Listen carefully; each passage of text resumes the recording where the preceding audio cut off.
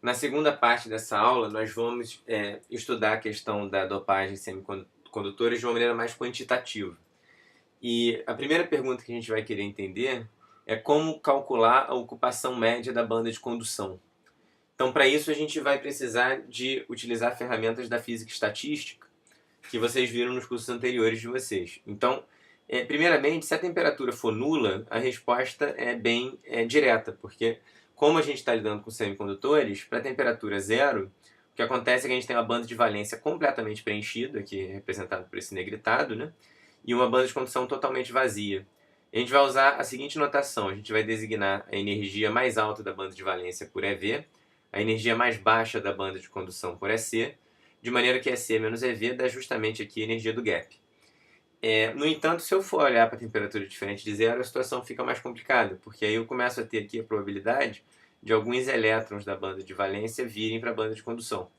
E aí, nessa circunstância, como é que a gente faz para calcular qual é a ocupação média da banda de condução? Então, a ideia geral é que a gente pode usar essa expressão daqui para calcular a ocupação média da banda de condução. Por quê? O raciocínio é o seguinte: imagina primeiro, em vez de olhar qual é a ocupação média da banda de condução como um todo, vamos pegar aqui uma faixa estreita de energia. Eu quero saber só qual é a ocupação média dessa regiãozinha aqui, que está com energia entre E e um E mais DE.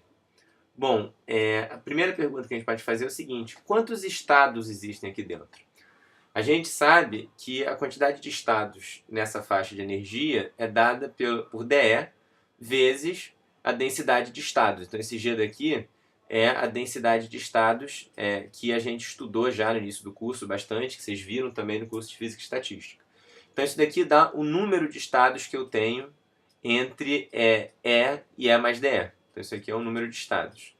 Agora, se eu tenho agora o número de estados, para eu saber a ocupação média dessa faixa de energia, basta eu multiplicar pela ocupação média de cada estado. E isso é justamente o que fornece para a gente a distribuição de Fermi-Dirac. Então, a distribuição de Fermi-Dirac ela vai dizer, na média, quantos elétrons eu tenho por estado, como função da temperatura e do potencial químico. Então, para cada energia diferente, isso aqui vai dar um valor diferente. Então, se eu tiver para temperatura zero, a gente vê, pela estatística de Fermi-Dirac, né, que todo estado de energia acima do potencial químico vai estar vazio e todo estado de energia abaixo do potencial químico vai estar vazio. Vai estar preenchido, desculpa, que é justamente o que a gente tem aqui, né? A gente, inclusive, algumas aulas atrás, viu que se o semicondutor não tiver dopagem nenhuma, para temperatura zero, o potencial químico está exatamente no meio do gap. Tá? Então, os estados abaixo estão completamente preenchidos, certo? Aqui dentro do gap não tem estado nenhum, então não tem como estar preenchido. E acima do potencial químico, todos os estados estão vazios. Quando o semicondutor tiver dopagem, a coisa vai mudar e a gente vai ver um pouquinho melhor como abordar essa questão, tá? Mas, então, quer dizer, a partir dessa primeira introdução, a gente precisa então descobrir quem é a densidade de estados e qual é a distribuição de Fermi-Dirac, a distribuição de Fermi-Dirac que a gente já conhece. Nota o seguinte, que essa conta, em geral, é extraordinariamente complicada. Até porque, como a gente viu em aulas anteriores, essa densidade de estados ela é uma função extremamente complicada. Ela, às vezes tem bicos e é uma coisa super difícil de você calcular.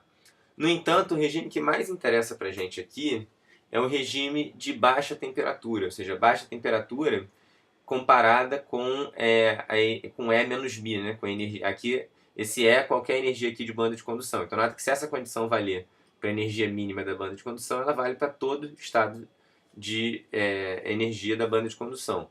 Então, a ideia física é que eu estou com temperaturas pequenas o bastante, de maneira que a minha população na banda de condução ela é muito pequena. Então, esse é o regime que a gente vai analisar.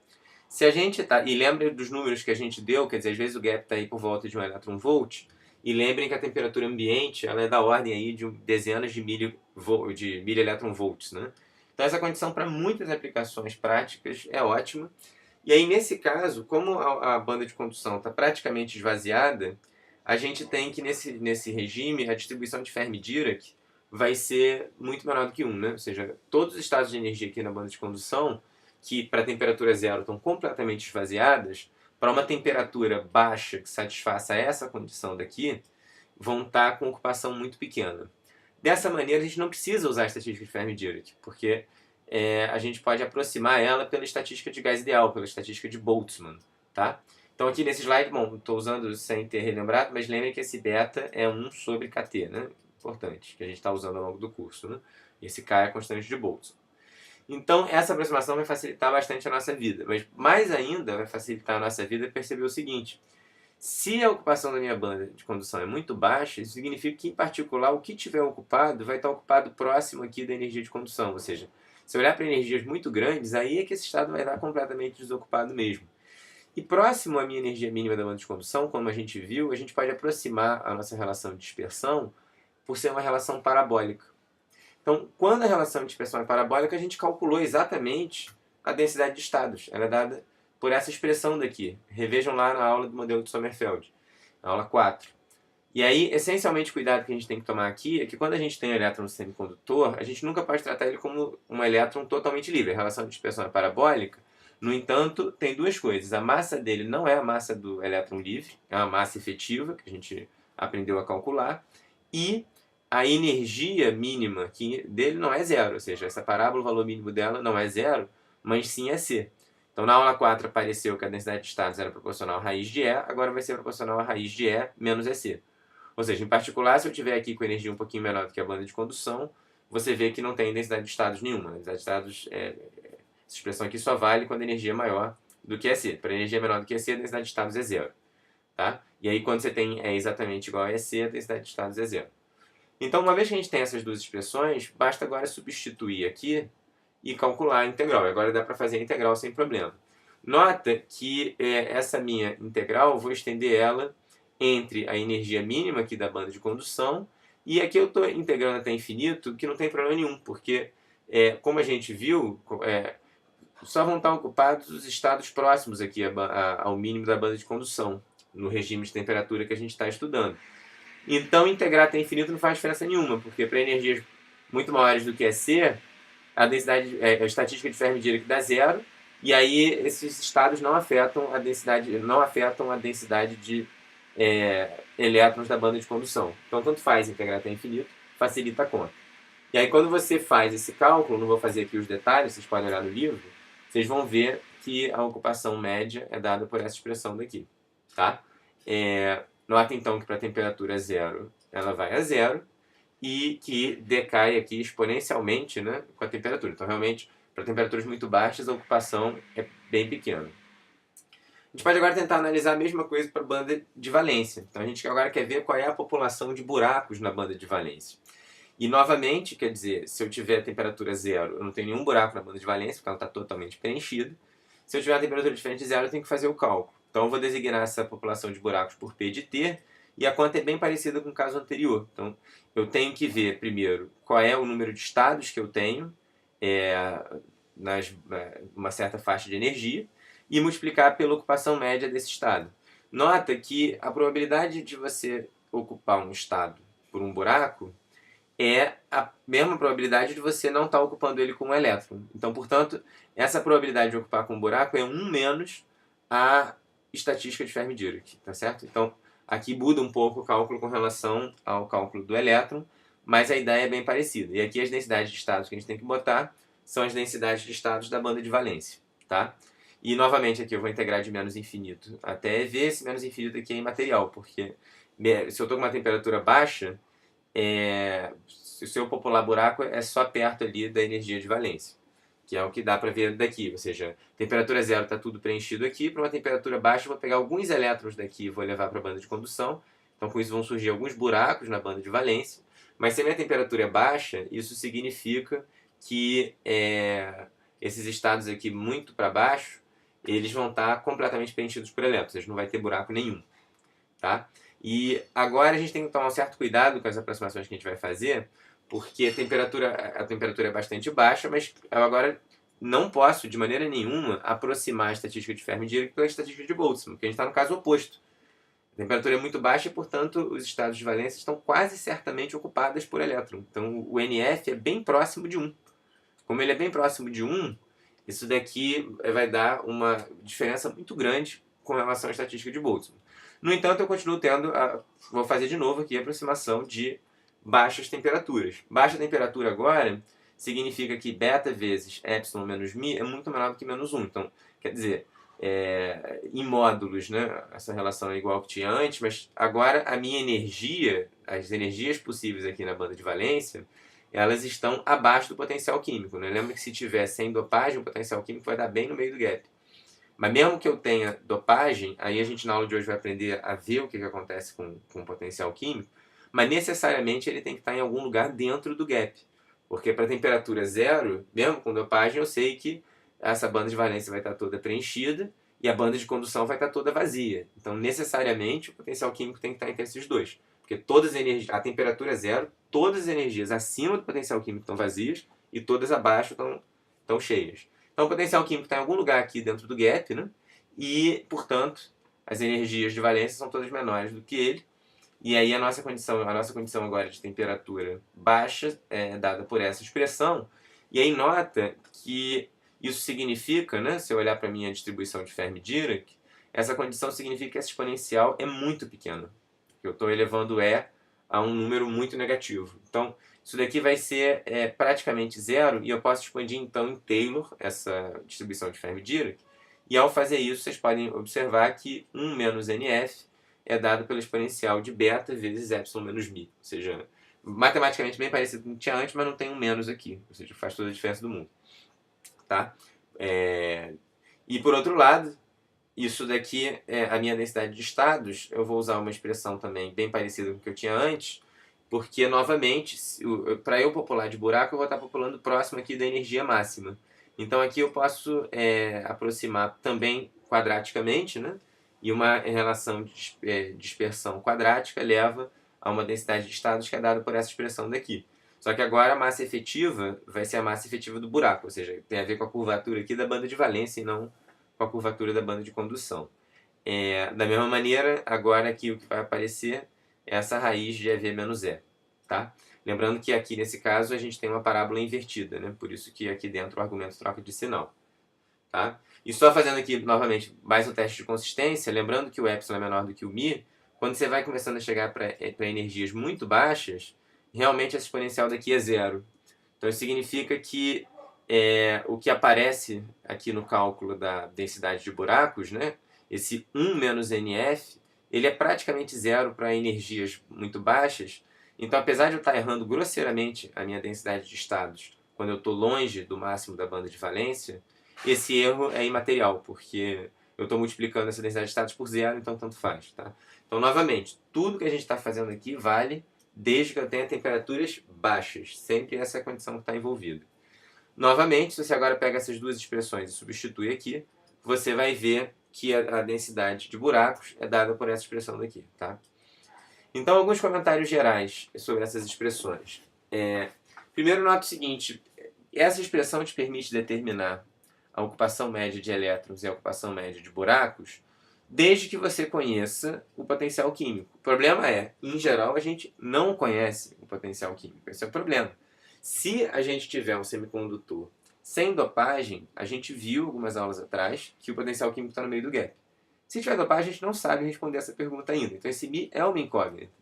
Então, essa expressão se torna bem difícil de você usar, porque a gente tem que descobrir alguma maneira para obter esse potencial químico antes. Então, uma relação extremamente importante é a gente perceber o seguinte: perceber que quando eu multiplico a expressão de ocupação de elétrons pela ocupação de buracos, o mi corta. Então, embora se eu não conheça o potencial químico, eu não tenha como saber qual é o N e quem é o P, apesar disso eu posso saber qual é o produto entre eles. Porque o produto entre eles só depende da massa efetiva do elétron, da massa efetiva do buraco. Basta conhecer a relação de dispersão para saber quem são esses caras. Depende da temperatura, de constantes universais e só isso. Tá? Que vai depender da energia do gap, né? Que também você conhece, uma vez que você conhece a estrutura de banda do material. Então, é muito profundo o fato de que que esse produto não dependa de mim. Essa é a chamada lei de ação das massas. O nome vem de ela aparecer de uma maneira parecida na química, quando você estuda as reações químicas e tal. O livro discute um pouquinho mais disso, a gente não vai entrar nos detalhes dessa comparação, mas o importante então é reparar o seguinte: Se eu tenho a situação original sem dopagem, nessa situação a gente sabe calcular o μ, sabe calcular o n, sabe calcular o p. Beleza. Se eu agora começo a dopar o meu material, quando eu dopo, imagina, se eu faço uma dopagem do tipo N, eu estou aumentando a minha densidade de elétrons na banda de condução. E aí, quando eu faço isso, eu agora não sei calcular exatamente o quanto que aumentou o N, porque eu teria que conhecer o μ, que eu não conheço. No entanto, ao mesmo tempo que você, ao dopar com dopagem tipo N, você aumenta os elétrons na banda de condução, alguns dos elétrons começam a preencher buracos que estavam deixados para trás. Então esse P diminui um pouquinho. E o que é interessante, a gente acabou de demonstrar, é que esse produto ele continua dando exatamente o mesmo resultado. Essa é a lei de ação das massas. Tá? Então, vamos analisar aqui um caso interessante. Imagina que a gente tenha semicondutores intrínsecos, ou seja, sem dopagem. Nesse caso, o N obrigatoriamente tem que ser igual ao P. Porque se eu ocupei algum estado da banda de condução, é porque necessariamente eu desocupei alguma da banda de valência. Então, no caso do semicondutor intrínseco, eu posso dizer que o N e o P são iguais. E, em particular, eles são iguais à raiz de NP, uma vez que eles são iguais entre si. E eu defino essa raiz de NP como sendo I. Tá? Então, aqui isso é a dopagem intrínseca, se você quiser. Daqui a pouco eu vou deixar claro por que essa é uma grandeza interessante para a gente. Mas, pelo que a gente viu pela lei de ação das massas, esse I ele é dado conhecendo apenas a relação de dispersão e a temperatura. Se você agora, por outro lado, dopa o material, você tem um semicondutor extrínseco, você muda o N, você muda o P, mas você não muda a raiz de NP, porque você não muda o produto NP. Então esse I não muda. Por outro lado, se você introduz uma dopagem, você agora sabe qual é a diferença entre a densidade de condutores e a densidade de buracos, porque se você dopou com tipo N, você vai ter um D positivo. E aí, enquanto você dopou, vai dar exatamente aqui essa diferença N-P. E se você dopar com buraco, você vai ter um D negativo. Nota que, uma vez que você saiba então com quanto você dopou, ou seja, se você conhecer o D e se você conhecer o I, você agora tem duas equações, duas incógnitas. Então você pode usar o conhecimento do D e do I para descobrir separadamente o N e o P. E uma vez que você descobriu separadamente o N e o P, você pode descobrir o potencial químico. Então agora a gente sabe uma maneira sistemática de obter o potencial químico. Esse cálculo pode ser muito enrolado, então aqui a gente não vai entrar em todos os detalhes. A gente vai se ocupar mais com uma discussão qualitativa. Então a primeira coisa que eu quero chamar a atenção é o seguinte: a dopagem ela vai ser particularmente relevante quando eu tiver muito mais D do que I, ou seja, quando a minha densidade de dopagem, né, ela for bem maior do que o Nzinho intrínseco que eu teria na ausência de dopagem. Primeira coisa que eu queria chamar a atenção é a seguinte: vamos relembrar aqui a expressão para a ocupação média de elétrons na banda de condução. Quando a gente faz a dopagem, a gente aumenta o Nzinho, tá? Só que a gente não está mexendo na estrutura de banda, então a gente não está mexendo aqui na massa efetiva. A gente não está mexendo também aqui no EC, tá? E se a gente estiver fazendo isso a uma temperatura fixa, a gente não está mexendo no T. Então, para aumentar o N, a única maneira de fazer isso é aumentar também o potencial químico. Então, o que é importante para a gente aqui, eu não vou fazer o cálculo, mas é mostrar que se você dopa com dopagem tipo N, você aumenta o potencial químico do seu semicondutor. Tá? E para buraco é o contrário, porque olha agora a expressão do buraco. Se você aumenta o P, o que está acontecendo, se você está dopando com dopagem tipo P, por exemplo, trocando átomo de silício por átomo de alumínio, que foi o exemplo que a gente viu na parte anterior da aula, você não está mudando a estrutura de bandas, então não muda o MH e não muda o εV. Então, conforme você dopa para uma temperatura fixa, você vê que o que você está fazendo, então, é diminuir o μ. Porque se o P aumenta, por essa expressão a gente vê que para o P aumentar, é necessário que o μ fique menor. Dessa maneira, quando eu faço uma dopagem tipo N, eu estou fazendo o potencial químico se aproximar da banda de valência, da banda de condução, desculpa, porque eu estou fazendo o μ ficar maior. E quando eu dopo com tipo P, eu estou fazendo o potencial químico se aproximar da banda de valência, que é exatamente o que está mostrado aqui. Tá? Lembra que o potencial químico ele tem que estar sempre entre a banda de condução e a banda de valência, quando eu estou com temperatura zero, tá? Se eu for analisar para temperatura zero, que é muitas vezes... A gente está olhando sempre a temperatura baixinha, né?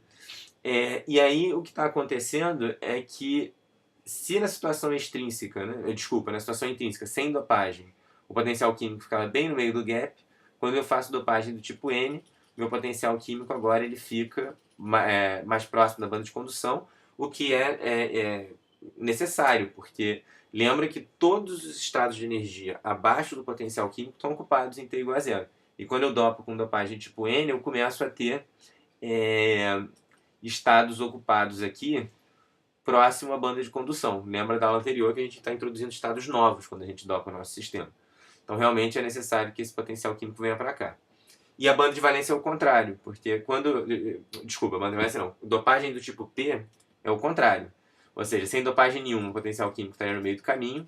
Quando eu dopo, eu estou introduzindo estados novos aqui próximos da banda de valência. Por outro lado, lembra que o potencial químico tem que estar a temperatura zero sempre abaixo dos estados livres, né? Porque todo estado abaixo do potencial químico tem que estar ocupado. Então, necessariamente, agora o potencial químico tem que vir parar aqui perto da banda de valência. Tá? Só uma observação, esse comportamento é bem geral, tá? Ou seja, dopagem tipo N faz você fazer o potencial químico se aproximar da banda de condução e o contrário para a dopagem tipo P. No entanto, tem que tomar um certo cuidado com os cálculos que a gente fez, porque quando você dopa, se você faz o potencial químico ficar muito próximo aqui da banda de condução, você tem que ver se continuam valendo as aproximações no cálculo que a gente fez, porque afinal de contas, a condição que a gente tinha usado de temperatura baixa era justamente comparar o beta, né? Comparar o beta com a energia aqui da banda de condução menos o Mi. Então, se o Mi fica muito próximo à banda de condução, fica difícil a gente satisfazer essa condição daqui. Então, aí você começa a ter que ver, talvez não valham exatamente os cálculos que a gente fez, mas o comportamento geral é esse. E um cálculo mais rigoroso foge aqui ao propósito do curso. Quem tiver curiosidade pode me perguntar, eu passo referências adicionais. Então, isso encerra a nossa aula de hoje. Na próxima aula, a gente vai estudar dispositivos semicondutores.